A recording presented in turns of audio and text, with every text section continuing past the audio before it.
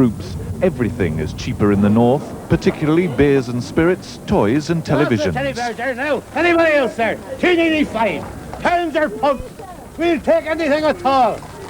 The beleaguered economy of the Republic is further hurt by this flight of cash north. A group of women from Cork left home at 2 a.m. to join queues outside Newry shops already opening an hour early. In part, it's a day out, but the savings are generous if you spend heavily. £200. And what do you reckon the savings are? Over 100. And this is the second time you've been out? Yeah, second time in 3 weeks. The food stalls are jammed. Prices are often 50% cheaper. And the danger of IRA terrorist attacks hasn't deterred the thousands from the Newry streets. There's more worry about new restrictions on beer imports being imposed by the Irish Customs. The Revenue Commissioners say only 12 litres can be imported. No single present can top £55. But mainly the customs men are after the commercial smugglers. South of the border, 2 young political activists tried without success to persuade Irish shoppers to stay south with their money. And now back to the fire at the Pentra Hotel near Heathrow Airport. The fire brigade say that the blaze is now under control and no one is missing. And that's the news tonight. From David and me, good night.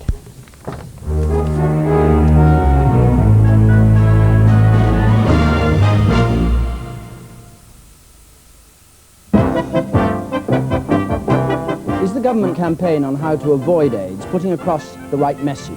And is enough being spent on research and on treatment of the thousands who already have the virus?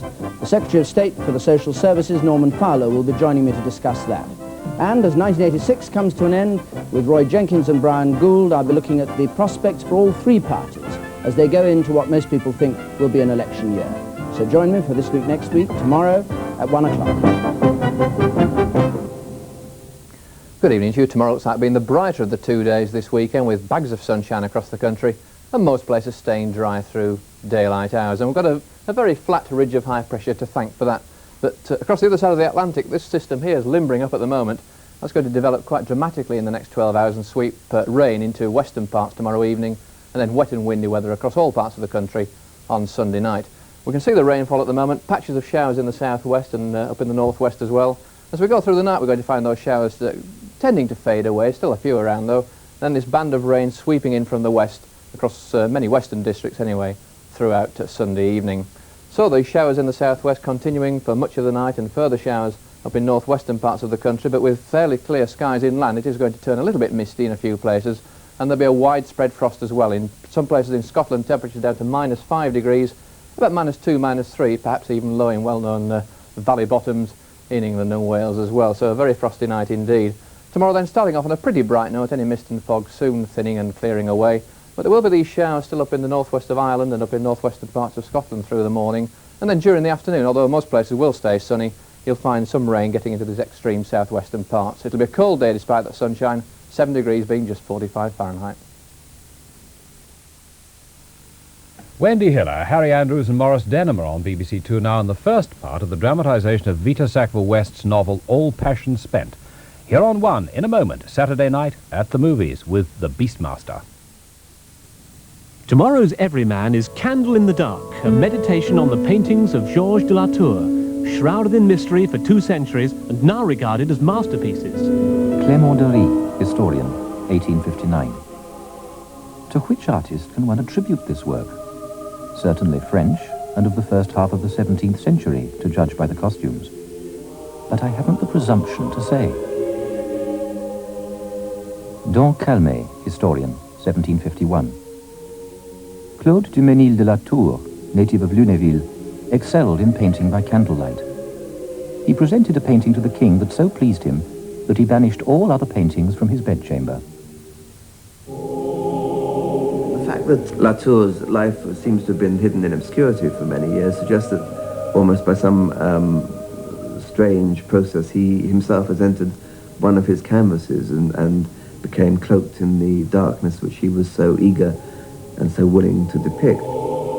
Everyman, Candle in the Dark, tomorrow at 10:05 on BBC1.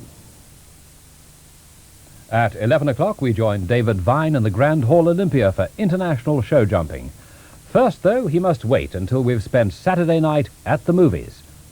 Unless, that is, he wants to argue with the Beastmaster.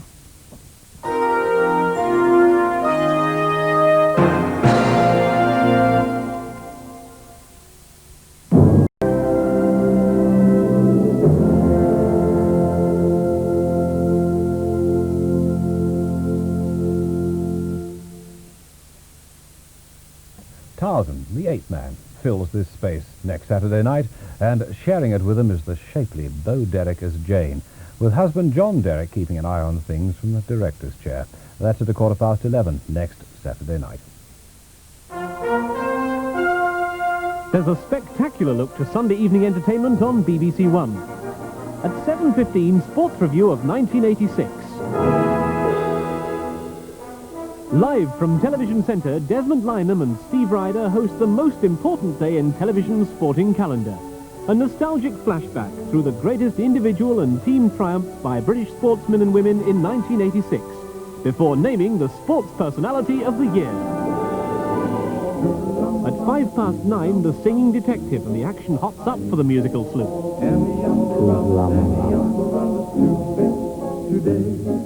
You'll pack up your troubles and go. Philip Marlowe under fire as the plot thickens in The Singing Detective. Every man at 10:05 examines the paintings of the mysterious Georges de la Tour. We have merely presented the basis of the biography. Someday or other we will discover in a little country parish a damaged canvas which will serve, I hope, to fill the gaps in our knowledge. A 200-year-old mystery unfolds in Every Man. Highlights for Sunday evening on BBC1. And now BBC1 takes you to Olympia to join David Vine for international show jumping.